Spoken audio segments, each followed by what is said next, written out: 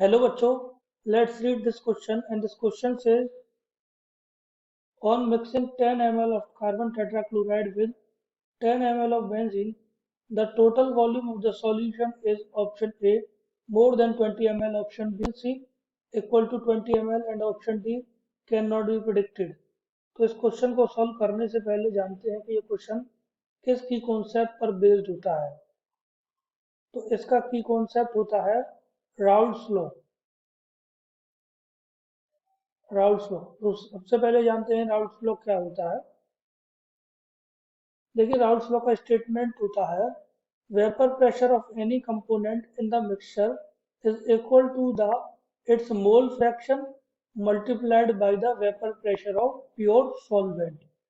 यहाँ पर पीए जो है वो वेपर प्रेशर है किसी कंपोनेंट ऑफ द मिक्सचर का, एक्स है मोल फ्रैक्शन है उस कंपोनेंट का एंड पीए नोट है vapour pressure of pure solvent.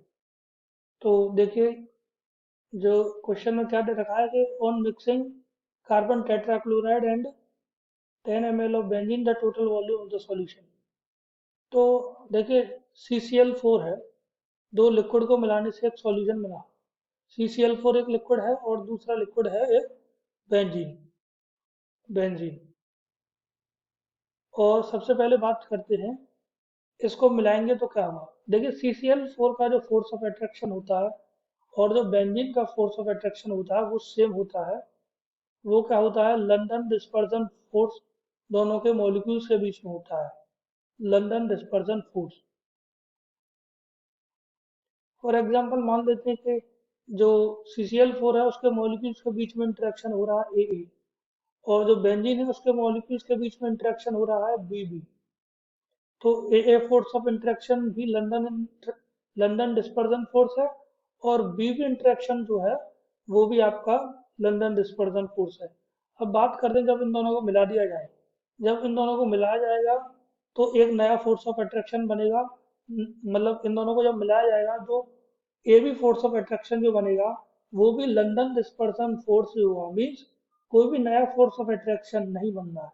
और अगर कोई भी नया फोर्स ऑफ अट्रैक्शन नहीं बन रहा है तो हम कह सकते हैं कि ए बी इंटरेक्शन जो है, जो ए बी इंटरेक्शन है वो बराबर होगा ए इंटरेक्शन के एंड बी बी इंटरेक्शन की।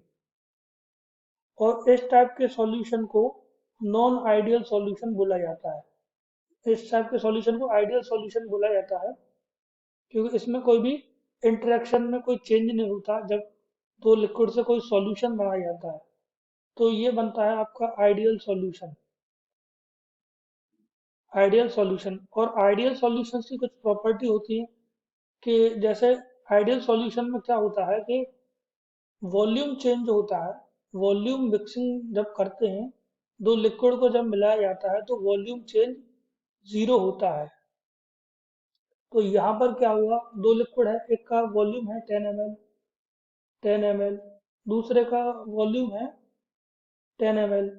तो जो टोटल वॉल्यूम जो होगा वो 20 ml होगा, उसमें कोई भी चेंज नहीं होगा। क्यों? क्योंकि ये एक आइडियल सॉल्यूशन है। और आइडियल सॉल्यूशन क्यों है? क्योंकि CCl4 में और बेंजीन में सेम टाइम का इंटरेक्शन है और इन दोनों को जब मिलाया जाता है, उन दोनों से जब सॉल्यूशन बनाया जाता है तो जो सॉल्यूशन बनता है उसमें इंटरेक्शन होता है AB और वो AB इंटरेक्शन भी लंदन डिस्पर्जन फोर्स होता है। तो कोई भी चेंज नहीं होता है इंटरेक्शन में, इसीलिए आइडियल सॉल्यूशन बनता है।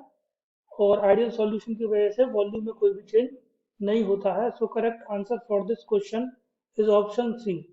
आई hope you understood it well. Best of luck.